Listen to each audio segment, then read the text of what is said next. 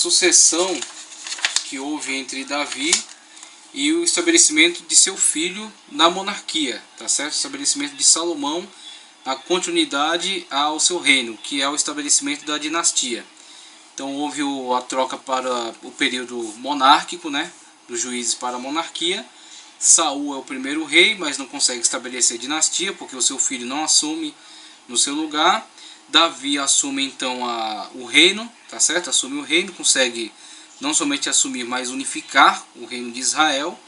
E além disso estabelecer a dinastia, colocando o seu filho no trono. Então Salomão assume o trono de Israel. Na continuidade haverá uma linha dinástica que será perpetrada desde Davi, continuando por Salomão, Roboão e os reis que seguem aí na dinastia davídica à frente de Israel, o que não à frente de Judá, perdão, à frente de Judá, o que não acontecerá com Israel, as 10 tribos do norte. Então na página 30 vemos aí as questões que envolvem a ascensão de Salomão ao trono, que aliás não foi de forma tranquila, não foi de forma sossegada. Houveram conflitos intensos, houveram problemas muito sérios para a ascensão, para dar-se a efetiva ascensão de Salomão ao trono, tá certo? Na página 30, então, temos aí o texto que diz: a ascensão de Salomão ao trono só foi possível graças ao profeta Natã, sua mãe Batseba, e acima de tudo a preferência de Davi, conforme primeiro livro de Reis, capítulo 1, versículos 11 ao 40. De acordo com 1 Reis 1,17, Davi prometera a Batseba que Salomão lhe sucederia. Porém, ele não havia feito nada acerca disso, e já estava velho e fraco. O negócio havia ficado apenas em promessa. Essa atitude ambígua de Davi encorajou Adonias, possivelmente o mais velho dos filhos vivos de Davi, a tentar arrebatar o esperado prêmio. Sem dúvida, sabedor de que Salomão estava sendo preparado para a posição e sentindo que esta era legalmente sua, começou, como Absalão já havia feito anteriormente, como Absalão o fizera, a impressionar o povo, enquanto negociava com Joabe, tá certo? Joabe, o general do exército de Davi, tá certo? Joabe, general do exército de Davi. Não mais considerado pessoa da estima de Davi, e com o sacerdote Abiatar. Então, chamando os irmãos e os representantes para a festa na fonte sagrada de Rogel, ele proclamou-se rei, ele se autoproclamou rei, apoiado nessas pessoas de grande relevância dentro do reino de Israel, tá certo? Pessoas que eram da confiança de Davi, só que não gozavam tanto da estima mais do monarca. Joabe, por causa dos seus assassinatos, né, dos crimes cometidos por este general, com a morte de Absalão, tá certo? E com a morte de Amassa, por exemplo, um primo de Joabe, que havia sido designado por Davi no lugar dele, já em retaliação por causa da violência com que Joabe tratava das questões do reino, tá certo? Então Joabe já não era mais da estima de Davi. Davi não tinha plena confiança mais no seu general, em Joabe, e havia substituído por Amassa. Mas diante de uma situação de rebeldia levantada por Seba do reino de Israel, uma tentativa de sedição, tá certo? Uma conspiração para dividir o reino, houve então a necessidade de que Davi pedisse para que Davi ordenasse o seu general a organizar um exército de maneira rápida para intervir com bastante agilidade, tá certo? Nessa sedição de Seba no reino de Israel. Amassa demora-se para organizar as tropas, e então Davi despacha o seu exército particular, aquele exército de blindagem que havia em torno dele, os valentes de Davi. E à frente deles Joabe. E Joabe, ao encontrar-se com Amassa, a pretexto de demonstrar fidelidade ao rei, mas também com interesses próprios, interesses particulares, ele mata Amassa, né? Ele exagera aí nessa atitude dele, nessa retaliação. Então essas atitudes levaram Davi a não ter mais em Joabe uma pessoa de sua confiança. Abiatar, que sabia que a sua linhagem sacerdotal já encontrava-se e na perspectiva de ser substituída.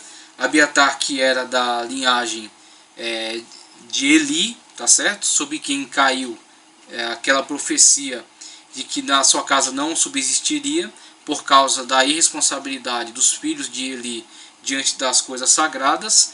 Eli é responsabilizado porque Eli era o pai deles e não soube conduzir de maneira adequada aos seus filhos, não soube submetê-los à sua ordem. Os seus filhos cresceram de forma desordenada e cometeram diversos sacrilégios ao longo de seu ministério. Então essas atitudes dos filhos de Eli levaram Deus a desprezar o seu ministério, tá certo? Então o sacerdócio foi retirado da casa dele. Eli, que era da linhagem de Itamar, tá certo? Sacerdote da linhagem aarônica, tá certo? Então o sacerdócio seria substituído, passando para a casa passando para Zadok, tá certo? Que era também sacerdote com linhagem aarônica, tá certo? Mas por outra linha, por outro tronco genealógico. Então Joabe via já a rejeição de Davi em relação à administração dele, em virtude da grande violência com que ele tratava os assuntos do rei. Então Joabe sabia que já não era mais preferido por Davi. E Abiatar sabia que haveria uma substituição na direção das coisas sagradas. A casa dele não subsistiria à frente das coisas do templo, tá certo? Em virtude da profecia contra Eli. Ele é um descendente de Eli, e ele sabia que estava se mantendo à frente da direção do culto, da direção das coisas relativas ao templo, porque ele havia sido fiel a Davi, principalmente no período em que Davi encontrava-se exilado no deserto, fugindo das investidas de Saul, e ele havia organizado aquele exército de mercenários. Então Abiatar, naquele momento, ele associou-se a Davi, ele mostrou fidelidade a Davi, e Davi, encontrando-se fugindo, encontrando-se tendo que se defender dos ataques de Saul, Davi agrega a si esses personagens. Joabe, tá certo? Seu sobrinho, que passa a liderar suas tropas no futuro e que está associado a ele desde essa época, e Abiatar, que sai da sua cidade sacerdotal e junta-se a Davi, antevendo já a ascensão desse monarca em substituição a Saul, que já dava mostras, Samuel assim deixava bastante claro, já dava mostras de que não permaneceria em sua casa a realeza. Então Abiatar foi bastante inteligente, unindo-se ao rei que estava em ascensão. Só que agora este rei em ascensão está velho e está prestes a morrer, e há uma substituição a vir.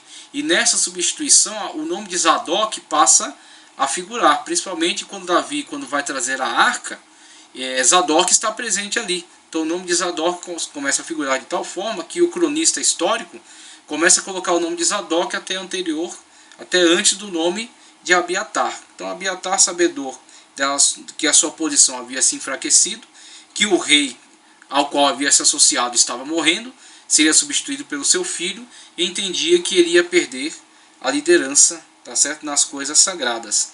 Então ele e Joabe trata de associarem-se à próxima realeza. Eles entendem que Adonias será a próxima realeza, porque Absalão era morto, Amon era morto, e Quileabe não manifestava interesse ao trono, ou estava morto também. O cronista não é específico em relação a isso. É possível que ele ou estivesse morto ou não manifestasse qualquer interesse na sucessão. Então, depois desses nomes, o nome natural era Adonias. Adonias era mais velho do que Salomão. Então Joabe e Abiatar associam-se a Adonias, e Adonias autoproclama-se rei sobre Israel. Começa a tentar cativar o povo, começa a tentar manipular o povo em seu favor. E é diante deste quadro que surge a ascensão de Salomão ao trono. Salomão e seus correligionários, Natã o profeta, Zadok o sacerdote e Benaia, chefe dos mercenários de Davi, segundo Samuel 8,18, tinha que ser realizada imediatamente uma festa de consagração Porém, desses seus correligionários, ele precisava da ajuda de sua mãe para convencer a Davi. Sendo assim, sua mãe Batseba, combinada com o profeta Natã, informou a Davi sobre a conspiração de Adonias, que se autoproclama, tá certo? Aí, imediatamente Davi mandou que fizesse uma festa de proclamação da unção de Salomão a rei em seu lugar. A festa foi feita às pressas, escoltada pelas tropas de Davi, conforme o primeiro livro de Reis 1, 33 ou 39. Salomão foi trazido para a fonte sagrada de Guiom, e lá foi ungido por Zadok e aclamado rei pela multidão. Adonias, ouvindo o movimento do povo e sabendo que seu jogo chegara ao fim, refugiou-se no altar procurando asilo, e recusou-se a sair de lá até que Salomão jurasse não matá-lo. Com Adonias estava o general Joabe, com Salomão estava Benaia, um oficial que sem dúvida desejava tornar-se general, e que o conseguiu, conforme 1 Reis 2,35. Com cada um havia 2 sacerdotes rivais, para a vantagem de um e imensa desvantagem do outro. A palavra de Davi foi o que mais pesou na vitória de Salomão. Então, o que temos nessa sucessão? Com o estabelecimento de Salomão no trono, Davi conseguiu o que foi pretendido, mas não foi alcançado por seu antecessor. Estabeleceu uma linha dinástica, o que Saul não conseguiu. Mas a subida de seu filho ao poder deu-se em um tempo de grande turbulência, por vários fatores que acometeram conjuntamente e quase impediram a ascensão de Salomão ao poder. Então Davi estabelece-se como rei no lugar de Saul. E Davi consegue a unificação dos reinos do norte e do sul, com os 3 períodos em que ele foi ungido, primeiramente durante o reinado de Saul, depois ungido em Hebrom, quando ele já estava à frente de uma tropa de mercenários, e os anciãos de Judá proclamam ele rei sobre eles, mas não necessariamente ele era rei ainda de Israel. Quando então Israel, com a morte de um dos filhos de Saul, Israel então proclama Davi como seu rei.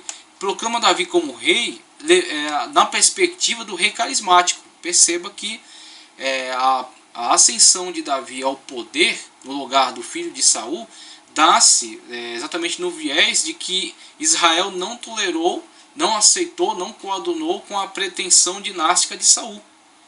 Rejeitou o filho de Saul, rejeitou a ascensão ao poder, tá certo? Do filho de Saul. Com esta rejeição do filho de Saul, surge Davi exatamente com as características de um rei carismático, ou seja, atraídos pelo carisma, atraídos exatamente pelas qualidades pessoais de Davi. Então, enquanto eles enxergam em Davi essas características, essas qualidades pessoais, eles desprezam a tentativa de estabelecimento da linha dinástica de Saul, tá certo? E proclamam Davi como rei sobre eles. Com isso, Davi é alçado a monarca sobre todo Israel unificado. A partir dessa oportunidade, Davi é alçado à monarquia como rei sobre todo Israel unificado. Então, os méritos de Davi, além de suas qualidades pessoais, são estabelecer essa monarquia unificada, tá certo, entre Judá e Israel, vencer as batalhas, as grandes batalhas que estavam sendo travadas desde a época de Saul contra os filisteus, tá certo? Então Davi sai vitorioso com essa unificação, com uma melhor organização do exército, as qualidades pessoais de Davi, o temor de Davi a Deus, como Davi teme a Deus, e o fracasso de Isbosete, da tentativa dele de estabelecer-se como rei. Então Davi empreende essas batalhas, vence os filisteus, tá certo? E estabelece uma unificação em Israel, um exército organizado, a casa real, que Davi também organiza, pretendia a construção do templo, mas é impedido por isso, por Deus mesmo, porque era um homem de guerra, um homem com sangue nas mãos. E começa a estabelecer algumas alianças com o rei dos fenícios, por exemplo, aliança com o Egito, alianças com alguns outros reis, e principalmente submeter os povos vizinhos ao sistema de vassalos.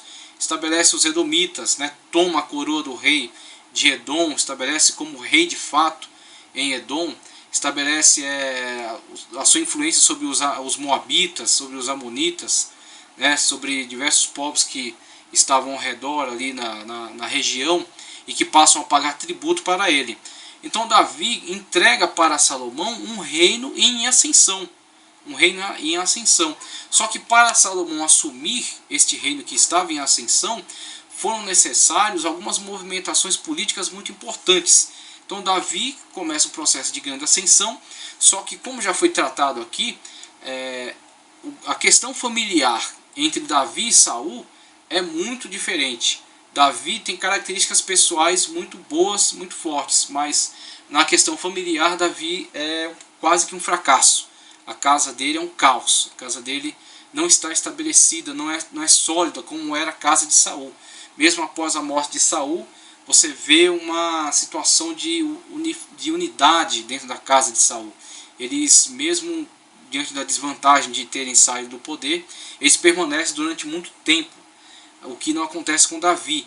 Os filhos de Davi acabam entrando em conflitos muito sangrentos e internos, né?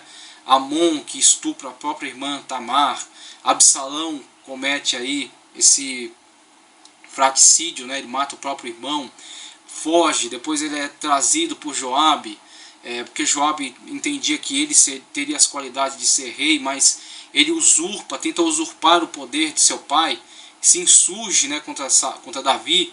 Davi tem, de tal modo que Davi tem que fugir de seu próprio filho. Depois dessas situações, Joabe mesmo mata Absalão, o que Davi não queria. Davi não pretendia que ele fosse morto, mas Joabe toma essa atitude, entendeu que fosse melhor. As atitudes de Joabe vão minando a sua confiança diante de Davi, por causa de toda essa violência, essa agressividade com que Joabe resolve essas questões. Então Absalão é morto, Quiliabe não manifesta interesse ao trono, ou também morre em algumas circunstâncias que o cronista histórico não esclarece. E na linha sucessória surge Adonias. Adonias é naturalmente aquele que está na linha sucessória, na linha de sucessão, por ser mais velho.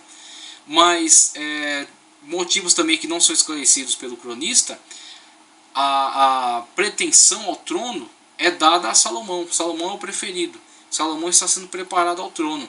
E ao Adonias perceber essas movimentações, ele junta-se com Joabe, que já não era mais da preferência de Davi, em virtude das situações, já havia sido substituído por Amassa. Ele mata Amassa num momento oportunista, né, em que Davi estava necessitando dele.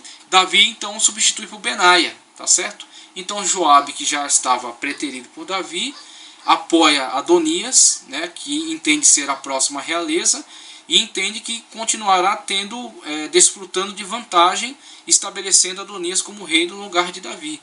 E Abiatar, que conforme já tratei aqui, sabia que a sua casa não permaneceria à frente das coisas do templo, porque Deus já havia falado por meio do profeta a Eli, tá certo? A Eli, de quem Abiatar era descendente. Então Abiatar sabia que a casa sacerdotal ia ser substituída. Então esses dois homens que são preteridos aí da administração de Davi estão dando seu apoio a Adonias. Estão tentando alçar Adonias ao poder para se manterem à frente da administração. Então Adonias tenta, num golpe de agilidade, de esperteza, autoproclamar-se rei e impor isso a Davi, impor isso a todo Israel.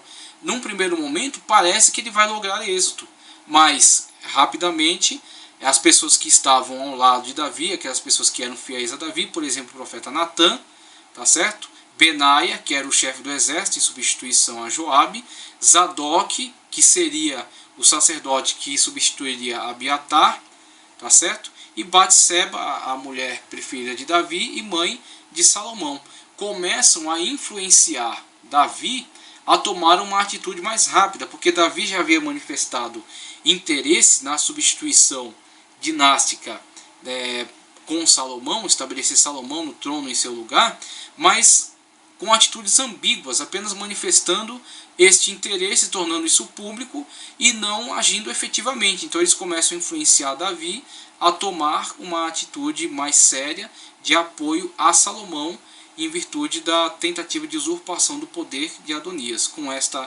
com este apoio, com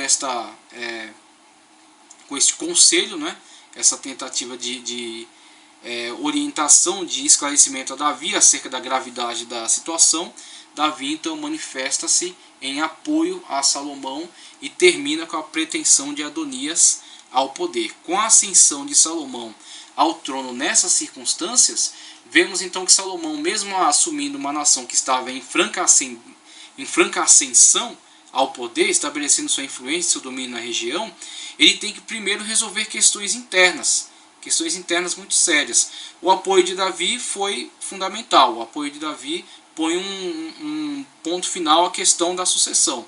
Salomão é estabelecido como sucessor do trono, mas há duas pessoas de forte influência que têm que ser neutralizadas. Com relação a Abiatar, ele é colocado em isolamento na sua cidade natal, tá certo? Na sua cidade natal, me esqueço, não me recordo agora o nome da sua cidade natal, mas ele é transferido para lá e é mantido em isolamento na sua cidade. Com relação a Joabe, ele e Adonias tentam se refugiar. Joabe agarra-se ao altar. Primeiro eles tentam convencê-lo a sair de lá, não saindo, ele é arrancado de lá e é morto, tá certo? E Adonias é mantido, ele é tolerado, não é morto ao primeiro momento por Salomão, ele é tolerado, só que ele é mantido sob vigilância, sob intensa vigilância. Ele, num primeiro momento, demonstra ter aceitado a situação, mas com o passar do tempo, ele começa a dar amostras de que aquilo não era tão tranquilo para ele, principalmente quando ele chama Simei. Ele chama essa figura que estava ligada à casa de Saul e que, ao ser associado a Adonias, ao estar presente ali em Israel, Salomão, a conselho até de Davi, trata de deixar muito claro a Simei de que a sua condição lá não era das mais tranquilas, não era de sua confiança, e que ele teria que ficar limitado ao território de Jerusalém. Ele não poderia deixar Jerusalém, com medo até Salomão, temendo até por maquinações políticas que Simei pudesse criar em relação às 10 tribos do norte. Então ele diz que Simei teria, uma vez estando ali, apresentando-se ali, teria que permanecer em Jerusalém. Simei acaba falhando numa situação em que 2 escravos dele fogem para Gaza. Ele vai até lá resgatar esses escravos e, ao voltar, dão notícia a Salomão, que chama-o à sua presença, cobra dele, inquire ele em relação a esse descumprimento das suas ordens, e diante disso acha a ocasião de eliminar esse obstáculo, né? Então Adonias é mantido sob vigilância, Simei, que havia sido convidado por ele, é morto, e Salomão estabelece, inclusive após a morte de Simei, o cronista deixa muito claro que desta forma Salomão estabelece-se no poder. Então não resta dúvidas para quem quer que seja acerca de quem havia assumido o trono no lugar de Davi. O trono está agora nas mãos de Salomão. Salomão estabelece-se como monarca sucessor. Está firmada agora a sucessão dinástica. Israel vê-se agora, neste momento, submetido a uma nova forma de governo, de fato, a monarquia estabelecida com uma linha dinástica, né, e não mais uma eleição de pessoas conforme um pressuposto carismático, né, o que havia acontecido exatamente na questão de Davi. Isso não é repetido na questão de Salomão. Isso irá ressurgir quando Salomão tentará colocar o seu filho no trono, o que de fato será colocado, mas haverá uma quebra da aliança com um retorno da questão da eleição do monarca a partir dos pressupostos carismáticos com a pessoa de Jeroboão. Então, num primeiro momento, Salomão está estabelecido no poder, através desta situação, dessas atitudes. E com Salomão no poder, vemos aí algumas coisas muito importantes que são empreendidas por Salomão. Primeiramente, Salomão é confirmado a realeza em Gibeão, ou Gibeon, tá certo? Salomão é confirmado a realeza neste lugar. Este lugar está muito ligado ao ministério de Zadok, tá certo? Não é o templo em Jerusalém, mas ali em Gibeon estava o altar, herança do tabernáculo construído por Moisés, estava neste lugar, nessa região. O templo não estava completamente pronto ainda havia ainda estava em curso, né? Estava ainda a estabelecer-se como local definitivo de adoração. Havia ainda alguns outros locais, algumas outras sedes que eram de muita relevância, por exemplo, Gibeon, onde Salomão foi levado para então ser consagrado pelo profeta Zadok, com o apoio de Benaia, chefe do exército, e com o apoio do profeta Natã, aquele que estava ligado diretamente à casa real de Davi. Então Salomão é ungido neste lugar que é bastante significativo para o povo ainda nessa situação, tá certo? E após isso, Salomão estabelece alianças com o rei Hirão de Tiro, tá certo? Uma aliança muito importante para o governo de Salomão, porque Hirão irá fornecer tanto questão de materiais importantes para a construção do templo, tá certo? A construção do templo, onde será o centro do culto e o grande centro administrativo de Israel, tá certo? A vida de Israel, a unificação deste reino de Israel em torno do templo, que será construído por Salomão. Davi pretendia construir, mas foi impedido por causa das suas batalhas, suas guerras, né? As mortes que estavam na sua mão, em virtude dele ter essas características muito acentuadas do guerreiro, e Salomão não ter se empregado tanto na questão do rei combatente, o rei guerreiro, mas sim do rei administrador, característica também do próprio pedido que ele faz a Deus no início, né, na confirmação da sua realeza. Ele pede a Deus sabedoria, e Deus dá-lhe não somente sabedoria para entrar e sair no meio do povo, como ele mesmo diz, mas também lhe dá riqueza, também lhe dá poder, lhe dá o governo sobre os povos, né, que estavam à sua volta, o domínio sobre os seus inimigos, a partir da sabedoria, a partir da inteligência com que Salomão agiu. Então Salomão pediu sabedoria e Deus lhe deu muito mais. Então, com essa sabedoria, por exemplo, Salomão pôde construir importantes alianças. Infelizmente, essa sabedoria não será tudo, porque Salomão, o que terá em sabedoria, faltará em fidelidade. Então Salomão, mais à frente, acaba sendo extremamente infiel para com o Deus que o colocou no poder. Mas ele tinha sabedoria e soube usar muito bem, principalmente nessa questão da administração do reino de Israel e do estabelecimento de importantes alianças. Com Tiro, que Hirão, o rei de Tiro, lhe fornece materiais importantes, cedro do Líbano, materiais importantes para a construção do templo e depois do palácio, importante palácio que ele constrói. Hirão também lhe fornece mão de obra especializada, importantes engenheiros que vão trabalhar nestas obras para Salomão. E outra aliança fundamental para Salomão é com o rei do Egito, tá certo?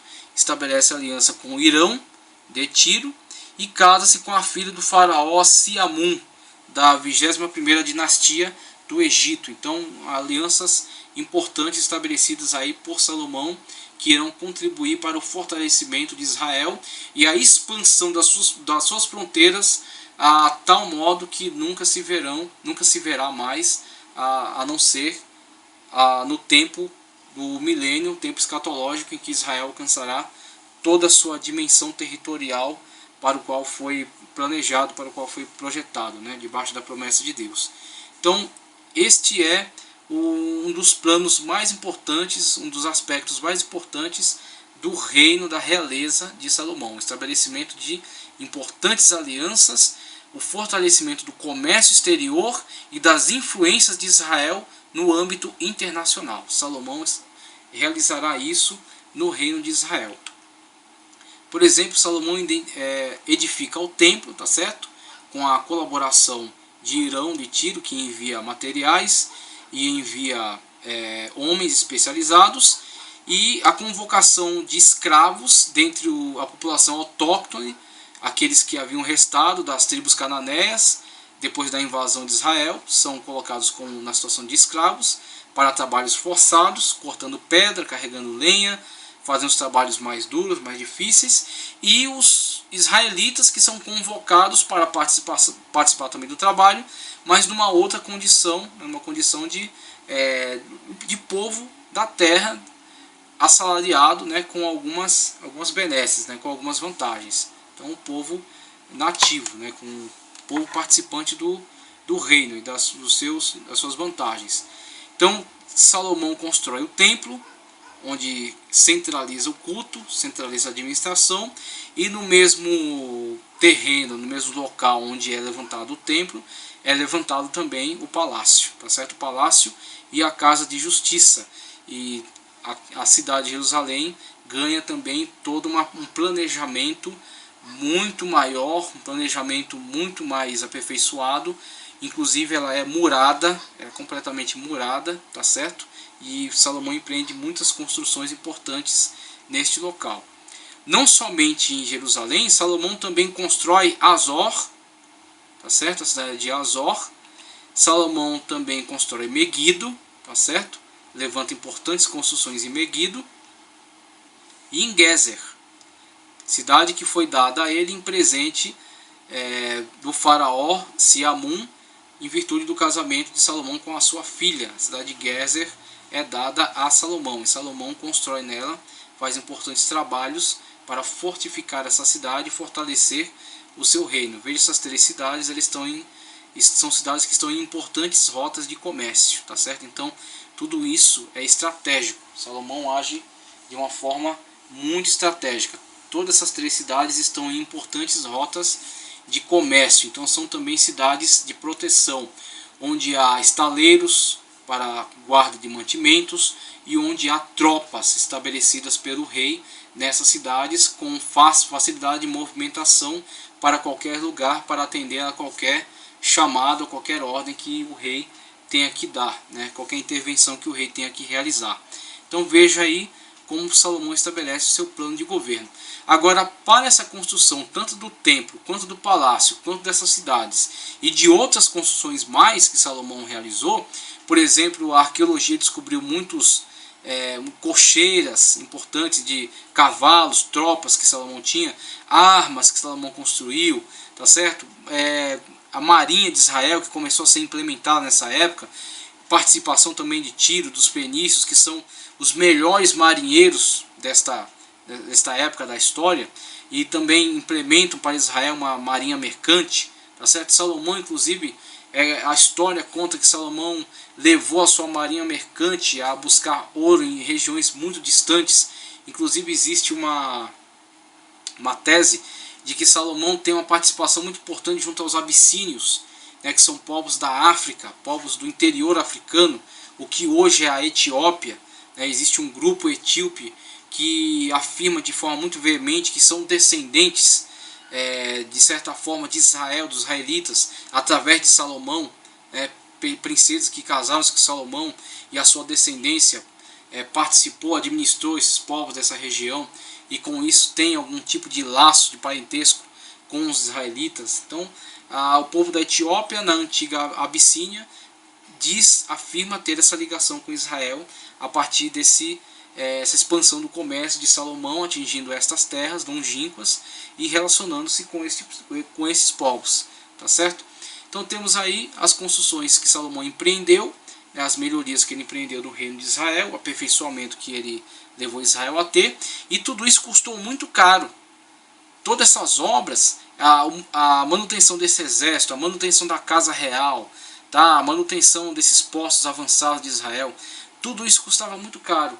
E estes valores que eram arrecadados para sustento da casa real e dessas construções saía dos israelitas, principalmente das tribos do norte, porque a tribo do sul de Judá não era contada nos impostos, porque era privilegiada por ser o local da sede e por ser a tribo origem de Davi e de Salomão, serem eles de Judá. Por isso eles davam certas benesses a essa tribo, eles davam essas vantagens a essas tribos. Esse peso dessa carga de impostos, essa corvéia que é implantada sobre os reinos, sobre as tribos do norte, é que mais à frente irá produzir aquela revolta, né, que levará os anciãos de Israel a manifestá-la diante de Roboão, e propor-lhe ou uma amenização dessa carga de impostos ou a rebelião deles e a divisão do reino.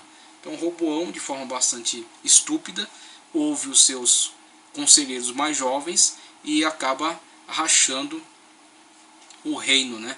Dividindo o reino novamente. O que Davi havia conseguido, Salomão havia mantido, Roboão destrói. Tá? E até atendendo aí a perspectiva da profecia divina, né? Do profeta Aías, que falando, inspirado por Jeová, dirige-se a Jeroboão, mostrando a ele, declarando a ele que ele seria o rei sobre as 10 tribos do norte, tá certo?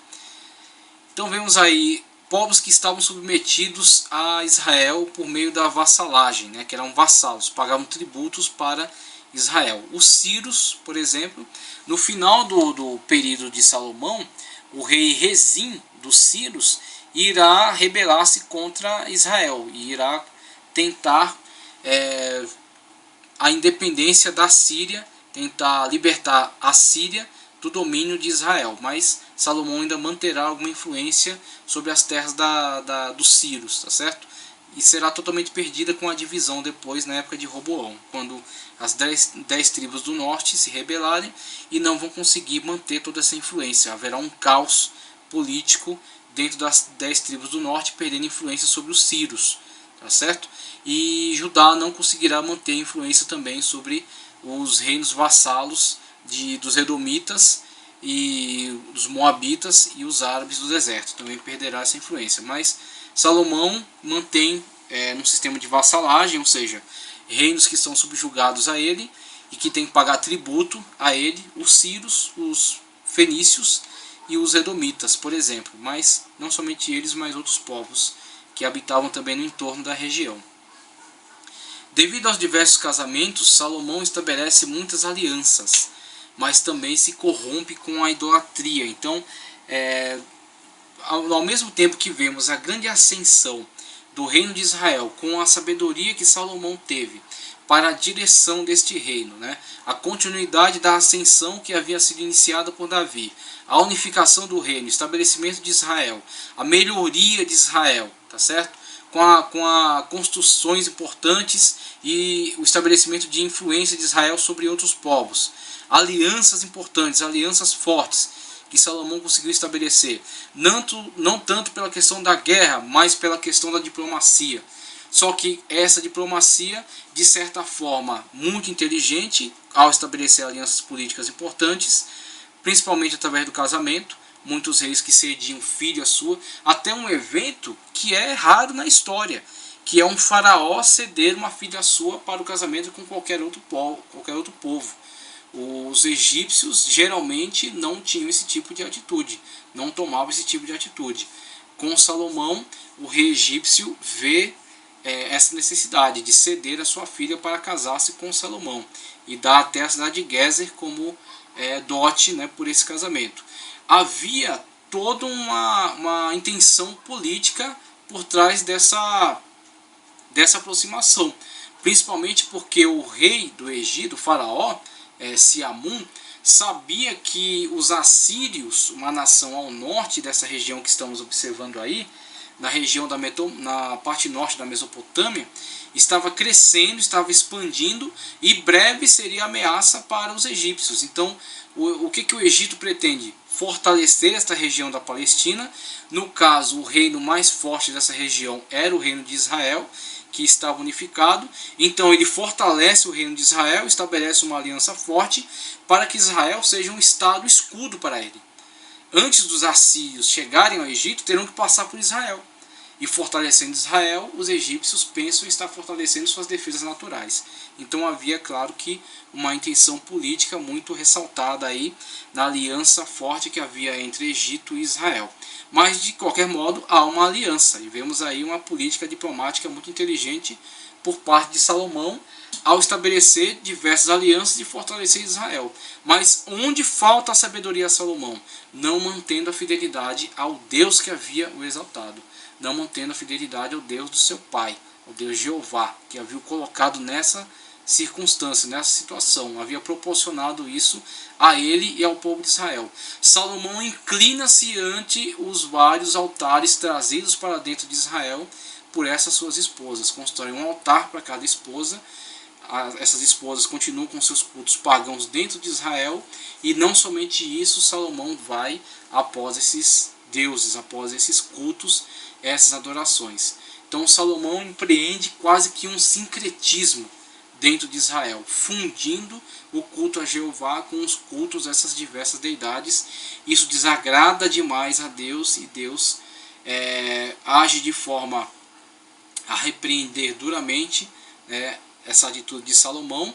Não chega a retirar a realeza da mão dele em virtude da promessa que havia firmado com Davi. Então, em virtude da promessa com Davi, que nunca faltaria rei que se assentasse no trono, o trono será mantido, só que será mantido dentro de um espaço extremamente reduzido, porque após a morte de Salomão, o estabelecimento de Roboão no poder, Roboão não negociará de forma amistosa com as 10 tribos do norte, e elas então determinarão que o rei de Judá não é mais rei sobre todo Israel, é apenas rei de Judá, e com Judá permanece Benjamim.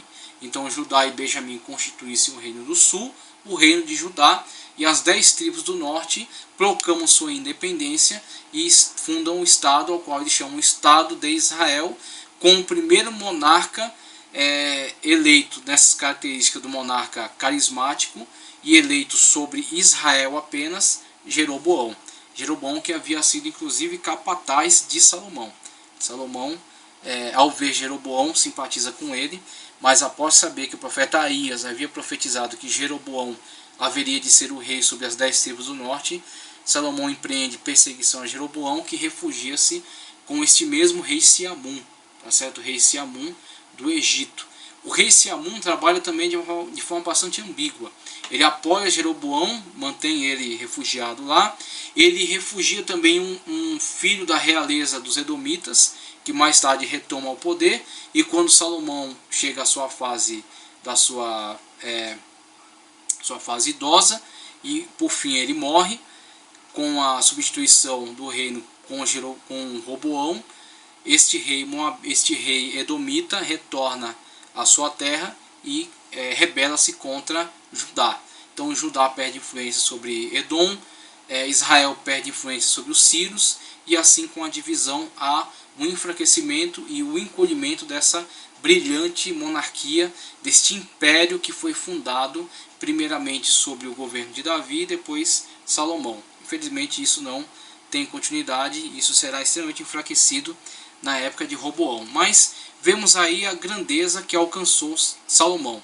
Pena que toda a sua sabedoria que foi empregada para esse engrandecimento, alcançar tantas vitórias, alcançar tanto prestígio, tanta glória, a glória de Salomão se espalhou, a fama de Salomão se espalhou pelo mundo, de tal forma que a rainha de Sabá visita a sua corte e tece comentários, elogios bastante exaltados, acerca da ordem, acerca da nobreza, acerca da organização, do desenvolvimento que havia na corte de Salomão.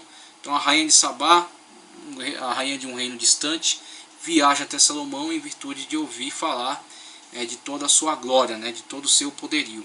Então vejamos o rei Salomão, toda a sua grandeza, em toda a sua sabedoria, mas a sabedoria desvinculada da obediência levou ele à queda em virtude de deixar-se levar pela idolatria trazida para dentro de Israel por essas diversas esposas, tá certo? Então temos aí a grandeza e a queda do reino de Salomão. E com esse trecho temos aí então um pouco da administração de Salomão sobre o reino de Israel. Salomão organizou a administração de Israel estabelecendo 12 regiões provinciais, que de certa forma respeitavam os limites das regiões tribais. De certa forma, Salomão, por exemplo, ele tratou de extinguir a tribo de Dan. Ele mescla a tribo de Dan com a tribo de Naftali, em virtude da tribo de Dan, já desde o seu início, dar características muito fortes ao início da idolatria em Israel. É irônico porque ele mesmo depois vai se tornar idólatra, mas ele num primeiro momento combate essas características idolátricas que estavam muito presentes na tribo de Dan. Outra questão também que é um pouco chocante na administração de Salomão é o fato dele entregar muitas cidades que estavam dentro da tribo de Asser ao rei de Tiro, a Irão, rei de Tiro, em pagamento das obras e do material que ele havia empregado na construção do templo de Salomão e dos palácios. Então Salomão, não conseguindo quitar toda essa dívida, né, essa volumosa dívida em virtude dessas grandes obras, ele dá também em pagamento essas cidades litorâneas da tribo de Asser.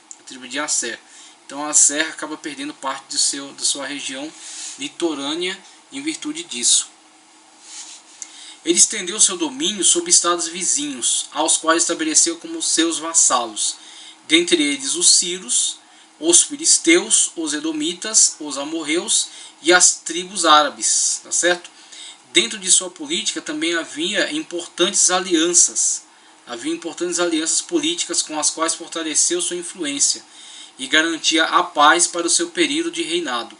Dentre as alianças, as mais importantes eram estabelecidas com o rei Irão, rei de Tiro, e Siamun, faraó egípcio, que lhe deu a sua filha em casamento. Então, vemos aí grande parte da sabedoria de Salomão sendo aplicada nessa brilhante administração, mas infelizmente essa sabedoria foi desperdiçada com a desobediência de Salomão à fidelidade que ele teria que ter para com o Deus de Israel, para com o seu Deus, o Deus de seu pai, o Deus que havia proporcionado a ele esse sucesso e essa vitória.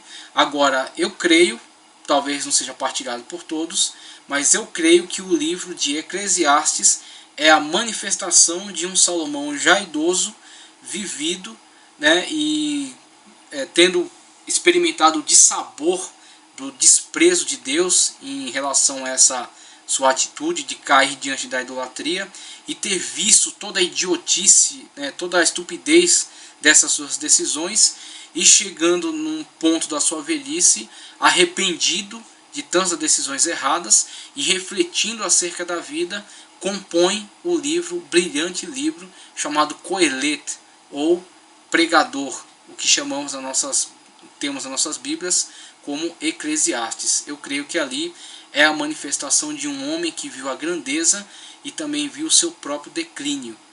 Não verá o declínio total de Israel, mas viu o seu próprio declínio. E com certeza antevê toda a destruição que há em não se submeter ao Senhor. Por isso que Salomão, no final do Eclesiastes, ele fala que no final todos daremos conta diante do Senhor. Salomão sabia muito bem disso e eu creio que aquele livro é o testemunho de um Salomão arrependido, convertido e submetido aos pés do seu rei, do seu Senhor, do nosso Deus, do Deus Jeová. Essas são características muito importantes da realeza de Salomão. Depois vamos dar continuidade aos nossos estudos com o seu filho, o sucessor na linha dinástica, Roboão, o homem na mão de quem Israel vai ser dividida, vai se rachar e vai se constituir em dois reinos distintos, ok? Pessoal, continuando nossa aula de História dos Hebreus, já falamos acerca da transição do período dos juízes para o período da monarquia. O último juiz de Israel, Samuel, que atua tanto no período dos juízes, como profeta, como sacerdote, como juiz, e depois dele estabelece a monarquia. Ele faz a transição desse período dos juízes para a monarquia, a desgosto dele, mas cumprindo com um desígnio do povo que buscava estabelecer-se com uma monarquia semelhante aos povos vizinhos, e Deus consentiu nisso. Não que fosse o plano perfeito de Deus, mas Deus consentiu nesse intento do povo para o estabelecimento da monarquia. Samuel deixou muito esclarecido para eles qual seria o peso que haveria para a nação em demanda do estabelecimento da monarquia, o que acarretaria para eles enquanto peso de impostos, de trabalho forçado. Mas o povo quis estabelecer a monarquia, principalmente por causa do fracasso daquele sistema, em virtude da desobediência, da falta de compromisso deles com a lei, com o pacto que eles haviam firmado com Jeová. Então, diante desse fracasso, há o estabelecimento da monarquia. A transição desse período dos juízes para a monarquia é o período da mudança de governo das mãos de Samuel, que foi um dos juízes, para Saul, que é consagrado então por Samuel, por esse juiz, esse profeta, é consagrado o primeiro rei de Israel. Então Saul estabelece uma monarquia que acaba sendo breve, em virtude de problemas pessoais, de defeitos pessoais do próprio monarca. Esse monarca acaba atentando contra o código de Jeová, atentando contra a lei de Jeová. Quando ultrapassa os limites da sua alçada, o monarca não poderia oferecer culto, por exemplo, não poderia oferecer sacrifício a Jeová. Isso era a competência do sacerdote. No caso, era da alçada de Samuel. E Saul, diante de uma situação, acaba transpassando esse tabu, essa barreira, essa limitação, e com isso põe fim ao seu reinado. Com esse problema e com outros problemas também, que foram visualizados pelo historiador bíblico no livro de Samuel e de Reis. Então, passada a monarquia de Saul, como Samuel mesmo diz para ele, Jeová rasgou de suas mãos a monarquia, Saul não consegue estabelecer o que chamamos de dinastia. Então, o primeiro homem que assume a monarquia de Israel é substituído por um novo monarca que foi ungido ainda no período do seu reinado, Davi, filho de Jessé, do menor filho de Jessé, mais novo, que cuidava do rebanho, que não tinham em relação a ele nenhuma pretensão, nenhuma expectativa, não gerava uma expectativa em relação a ele, mas ele é ungido por Deus, Deus o escolhe. E mais à frente o autor bíblico vai dizer que aquele homem era segundo o coração de Deus, era conforme o coração de Deus. Então Deus tinha um compromisso muito sério com aquele homem, com Davi. Deus unge Davi, Deus tira ele de trás dos rebanhos, como Deus mesmo vai falar para ele depois, que eu te escolhi de trás dos rebanhos, eu te separei, eu te ungi, eu engrandeci o seu nome. Deus levanta Davi como rei, e Davi é apoiado por Deus e com características pessoais muito marcantes, muito fortes, como por exemplo a fidelidade, a lealdade, o respeito às autoridades, o respeito que ele tinha por Saul, mesmo sendo intensamente perseguido por esse monarca, no seu período no seu pior período, no seu declínio moral, quando ele persegue intensamente Davi, mas não consegue lograr êxito com isso. E Davi, mesmo diante dessa perseguição, não desrespeita-o, porque diz que ele ainda ocupa a posição, a cadeira do ungido do Senhor, do Meleque, do Messias. Passado então esse período, Davi estando já ungido rei, sendo rei de direito, mas não rei de fato ainda, ele, como foi visualizado na aula passada, se refugia durante o tempo com os filisteus. Durante um tempo ele fica como... ele estabelece um exército de mercenários, juntamente com pessoas que haviam sido desertadas de Israel, pessoas que estavam fracassadas, pessoas que estavam desgostosas com a vida, e vão até Davi no deserto, formam o seu exército pessoal, exército este que vai ser o núcleo de blindagem de Davi, quando após a morte de Saul, após a morte de Jonatas, Davi é ungido pela segunda vez agora na cidade de Hebrom. Em Hebrom, Davi é ungido para ser rei sobre Judá. E em Judá, Davi estabelece aí o início da sua monarquia. Então faz a transição agora para o segundo monarca. O primeiro monarca, mesmo mudando a transição de juízes para a monarquia, não estabelece dinastia. Davi se estabelece como rei no lugar dele. É por vontade de Deus, por unção de Samuel. E agora por chamado dos anciãos de Judá. Então Davi estabelece-se em Hebrom como rei de Judá. E mais à frente, as 10 tribos do norte de Israel, que ainda estão numa mentalidade, preservam uma mentalidade de divisão em relação ao reino de Judá, o reino de Judá, e depois na divisão que vai haver com Roboão, ficarão Judá e Benjamim como reinos do sul, e as 10 tribos do norte. E essa mentalidade não será nova. Essa mentalidade é carregada ao longo da história. Quando, por exemplo, Davi é ungido para ser rei sobre Judá. Mas as tribos do norte não necessariamente tinham ele como rei. Eles vão ter Davi como rei na situação em que o filho, ou um dos filhos de Saul, tenta se colocar como rei, como monarca. só que ele não recebe apoio, ele é abandonado inclusive pelo o capitão do seu exército, e ele é morto. Então as tribos de Israel colocam Davi como seu monarca também, estabelece então uma unificação. Israel é unificado sob a égide da monarquia davídica. Então Davi unifica o reino de Israel, prossegue com os combates contra os filisteus, começa um processo de expansão e de organização do exército, organização da casa real, do estabelecimento de um Estado unificado, né, se podemos dizer assim, um reino unificado, um reino organizado, e começa a estabelecer alianças importantes com algumas monarquias, alguns reinos ao redor vizinhos a Israel.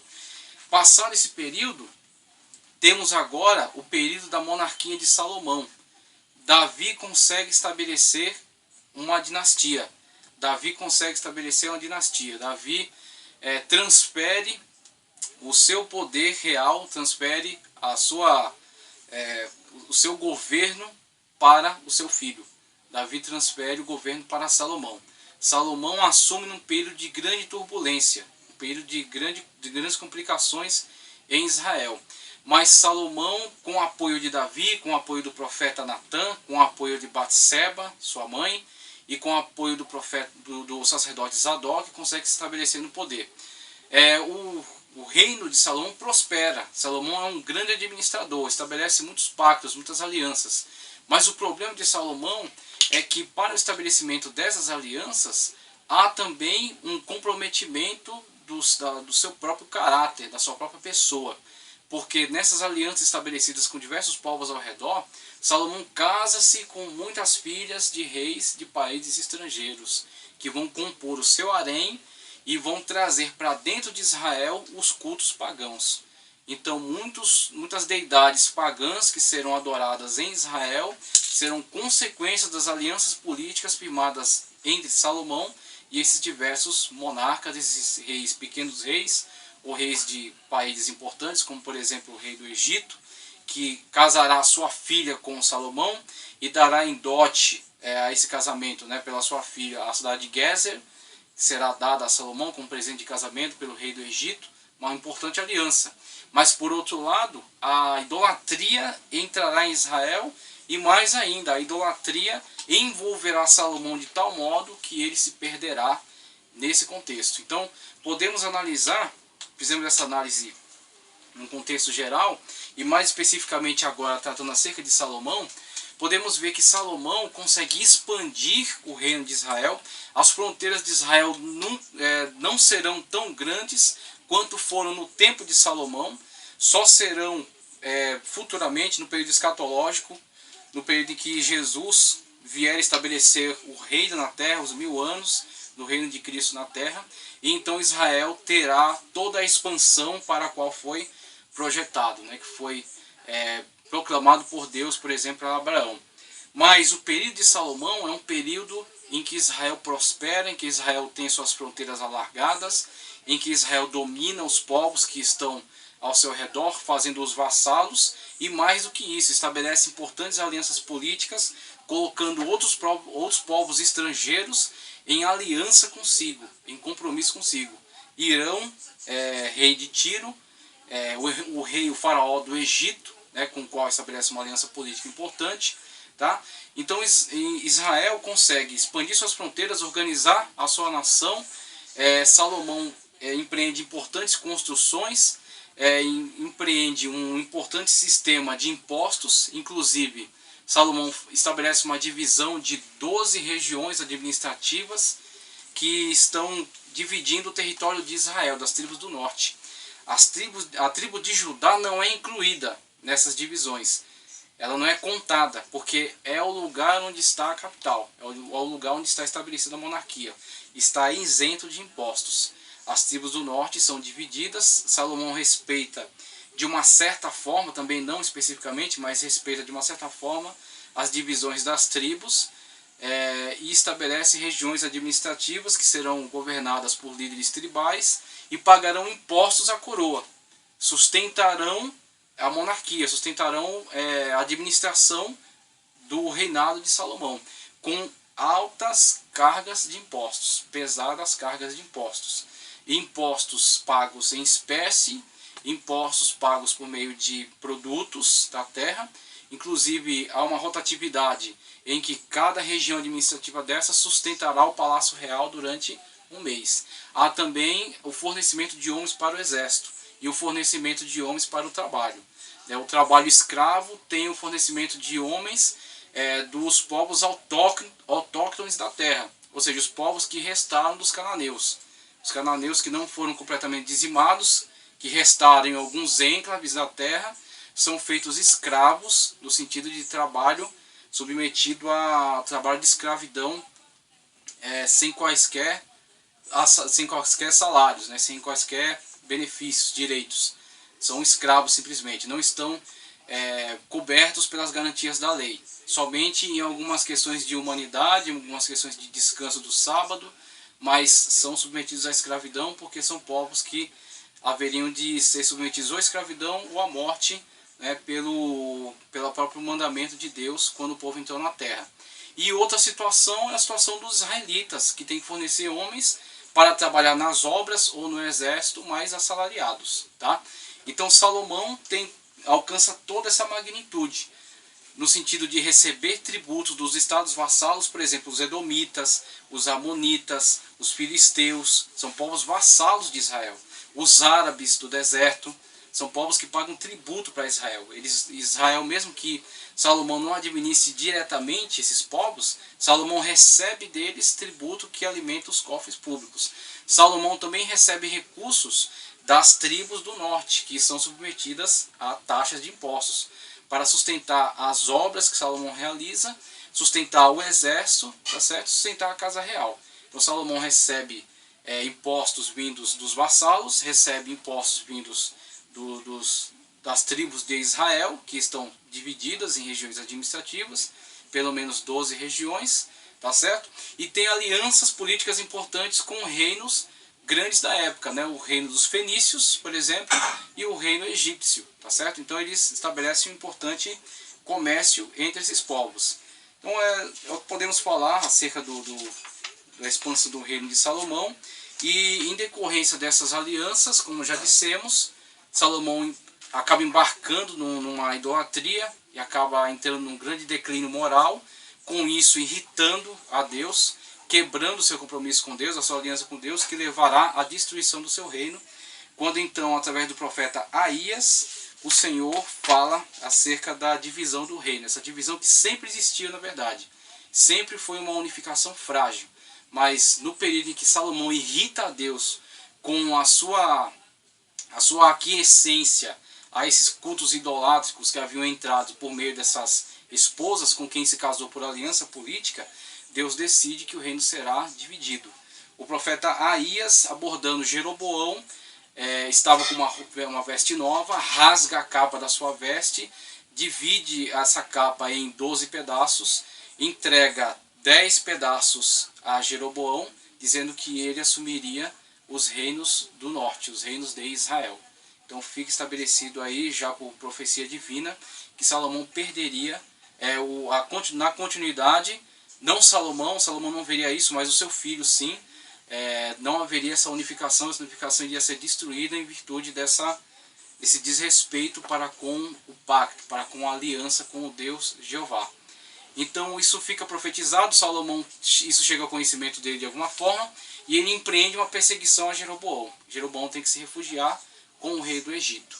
E outras situações que Salomão vivenciou também, durante o final do seu período, foi a revolta de Rezim, dos sírios, que passa a agredir o reino de Israel, e a revolta também dos edomitas. Os edomitas se rebelam, buscando independência, e logo após a morte de Salomão, isso se efetivará, principalmente no período em que o filho de Salomão, a dinastia está estabelecida, Davi transfere o seu governo para Salomão, e Salomão consegue colocar o seu filho Roboão no reino. Só que Roboão não tem a sabedoria que Salomão tinha, não tem a prudência que Salomão tinha. Ele consulta conselheiros da época de seu pai Salomão, que o aconselham a negociar uma diminuição das taxas e dos impostos que haviam sido impostos às 10 tribos do norte, as tribos de Israel, as 12 regiões administrativas que não incluíam Judá. onde estava a capital Jerusalém. Mas ele, se consultando com os seus conselheiros recém-eleitos, os seus amigos com quem compartilhava a vida, eles dizem para que ele se manifeste de uma forma mais dura ainda. Nós vamos ver isso quando estivermos tratando especificamente acerca de Roboão. E deste conselho vem o fatídico cumprimento da profecia divina que já havia sido pronunciado por meio do profeta Aías. O reino é dividido. Esses anciões decidem que o reino será dividido, Judá e Israel. Tá ok? Então, na continuidade, vamos tratar acerca de Roboão.